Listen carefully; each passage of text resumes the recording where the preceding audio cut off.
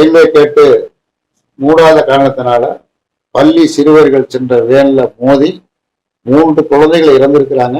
இன்னும் பல பேர் இறப்பதற்கு ஆபத்தான நிலையில் இருப்பதாக செய்திகள் சொல்லுகின்றன. இதற்கு ஒன்றிய அரசாங்கம் பொறுப்பேற்க வேண்டும்.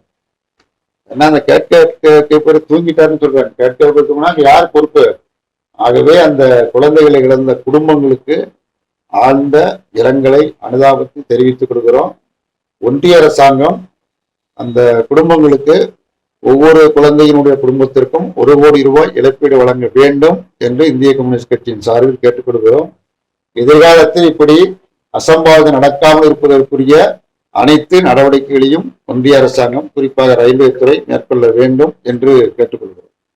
அதே மாதிரி தமிழ்நாடு காங்கிரஸ் கமிட்டியினுடைய தலைவர், சட்டப்பேரவை உறுப்பினர் திரு செல்வ பெருந்தகை அவர்கள் அவருடைய சொந்த தொகுதி ஸ்ரீபெரும்புதூர் தொகுதியில் நேற்று நடைபெற்ற முருகன் கோயில் கும்பாபிஷேகத்திற்கு சென்ற பொழுது இந்து சமய அறநிலையத்துறை அதிகாரிகள், இந்த கோயில் நிர்வாக அதிகாரி முதல் உயர் பொறுப்பில் இருக்கக்கூடிய அதிகாரிகள் அத்தனை பேரும் அவமரியாதை செய்திருக்கிறார்கள்.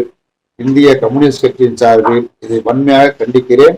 அந்த சம்பந்தப்பட்ட அதிகாரிகள் மீது அரசும் இந்து சமய அறநிலையத்துறையும் மிக கடுமையான நடவடிக்கை எடுக்க வேண்டும்.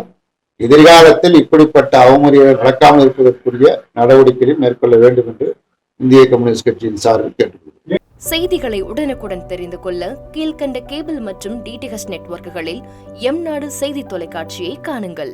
பாதகம் செய்பவரை கண்டால் நாம் பயம் கொள்ளலாகாது பாப்பா. மோதி மிதித்துவிடு பாப்பா, அவர் முகத்தில் உமிழ்ந்து விடு பாப்பா. அண்மை செய்திகளை உடனுக்குடன் தெரிந்து கொள்ள இணைந்திருங்கள் எம்நாடு தொலைக்காட்சியுடன்.